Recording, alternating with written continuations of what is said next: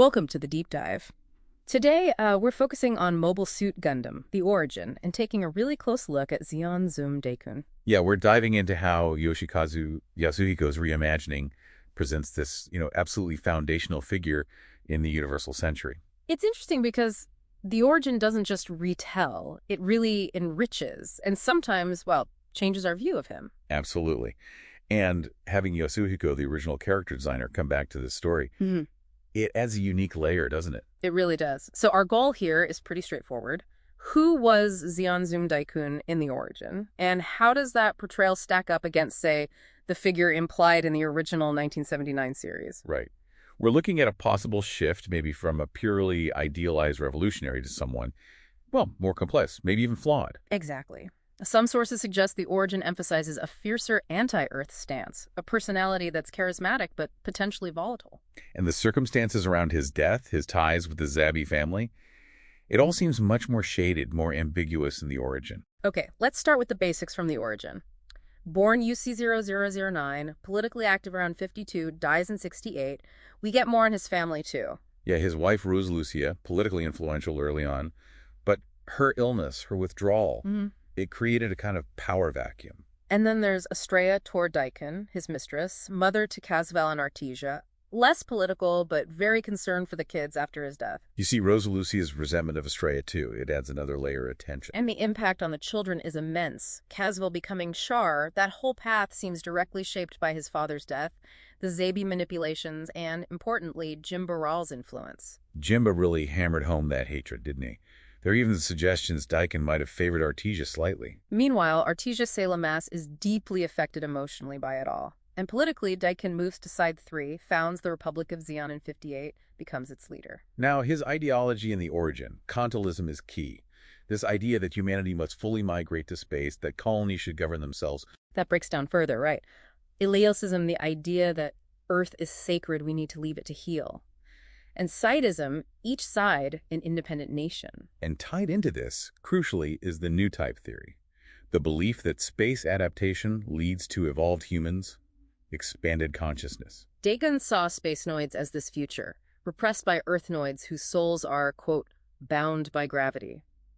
It's interesting that Yasuhiko apparently had reservations about Newtypes initially. He did, but it becomes so central to Deikun's rhetoric in the origin.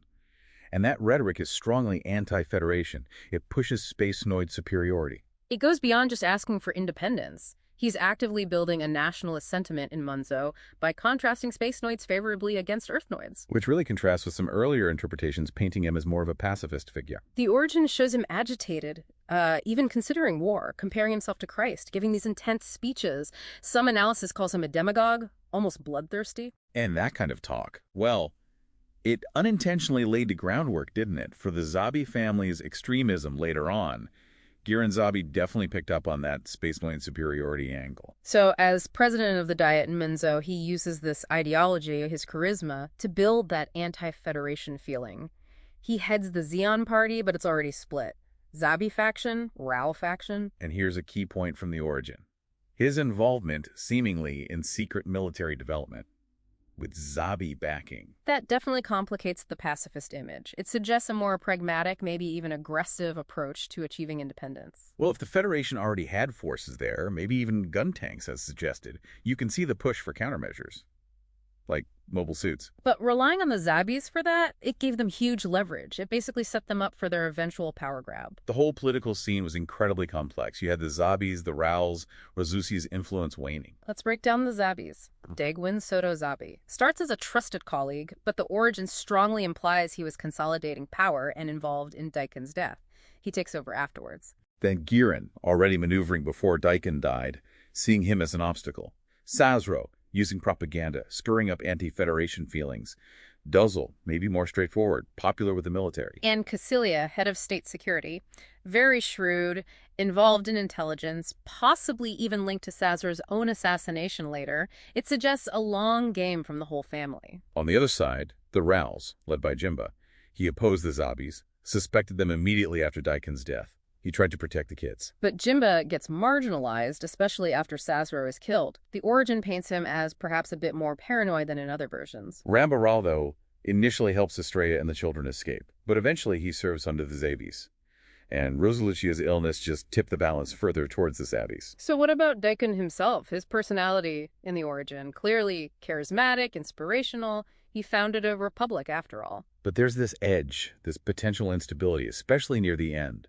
The OVA adaptation really pushes this with those messianic, warlike speeches. Some analyses use words like unstable, maniac. Could be a reflection of real-world cults or events, perhaps. It makes you question the ideology itself, doesn't it? If the founder was potentially unstable. His family interactions are telling, too. Apparent affection for Artesia, political tension with Astraia, maybe a more calculated relationship with Roselucia, limited time with Casval. A great orator, a philosopher, an organizer, but maybe outmaneuvered in the dirty politics by the Federation and especially the Zabis. His visual design screams intensity, too. Yasuhiko's portrayal feels almost like a meta-commentary on charismatic leaders, personality cults, maybe even the impact of Gundam itself. Then comes his death. UC-00668, mid-speech.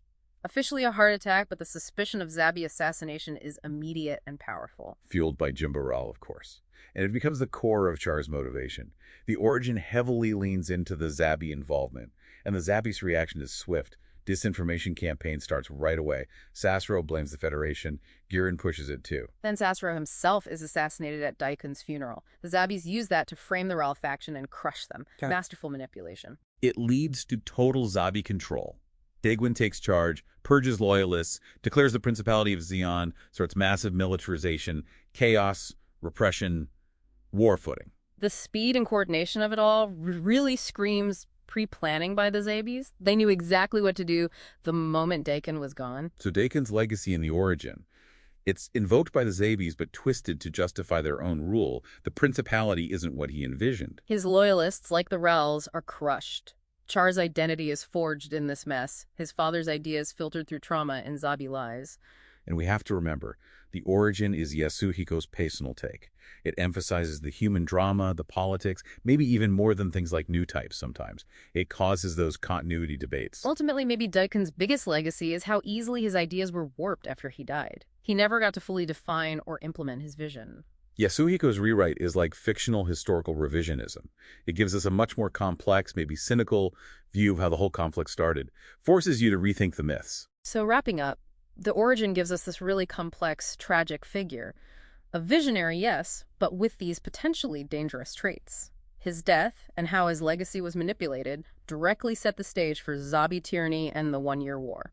His influence, his shadow, is just immense. It shapes everything that comes after in the Universal Century. Which brings us to a final thought for you listening. How does this more flawed, more nuanced picture of a revolutionary like Zeon Deikun in the origin change how you think about idealism, about power? Yeah, and about the unintended consequences. How easily grand ideas, even maybe noble ones, can be twisted and used by others for entirely different ends. Something to really mull over.